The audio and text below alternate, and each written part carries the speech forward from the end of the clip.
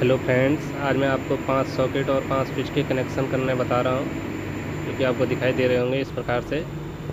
ये हमारे सॉकेट और स्विच लगेंगे। अब मैं आपको बताऊंगा इसमें फेज, न्यूट्रल और हमारी अर्थिंग की वायर की सप्लाई कैसे की जाएगी, जो कि आपको दिख रहा होगा इस प्रकार से। सबसे पहले हम इसमें रेड वाली वायर जो लगी है, ये हमारी मेन फेज सप्लाई है, जो हमारे स्विच के इनपुट टर्मिनल में लगी हुई है।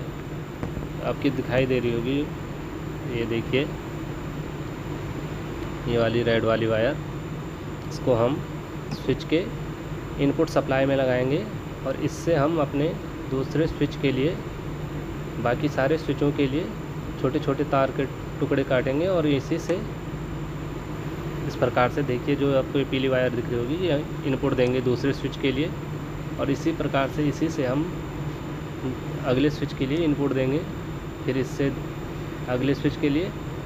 इस प्रकार से हमारी फेज वायर सारे स्विचों के लिए इनपुट इस प्रकार से दी जाएगी, जो आपको दिखाई दे रही होगी, ये पीली वाली वायर। इस प्रकार से ये नीचे वाला टर्मिनल जो होता है, जो हमारा इनपुट का होता है। इसके बाद हम अपने स्विच से, जो स्विच का आउटपुट होता है, उससे दूसरे टर्मिनल से हम अब इस सॉकेट के जिस पे लाइन लिखा होता है उस पे लगाएंगे। सारे सॉकेट पे ऐसे ही किए जाएंगे। जो सेकंड वाला टर्मिनल है, उससे जो सॉकेट पे जो एल लिखा होगा लाइन, उस वाली टर्मिनल पे एक छोटा सा तार इस प्रकार से लूपिंग की जाएगी, तो आपको दिखाई दे रही होगी, ये देखिए। इस प्रकार से सारे सॉकेट पे छोटी सी वायर लेके इस प्रकार से कनेक्शन करें। इसके बाद हम अपनी न्यूट्रल वायर लगाएंगे, जो आपको ये दिखाई दे रही होगी, कॉमन वायर, जिसे हम कॉमन भी कहते हैं। ये हमारी न्यूट्रल वायर आएगी सॉकेट के एन वाले टर्मिनल पे।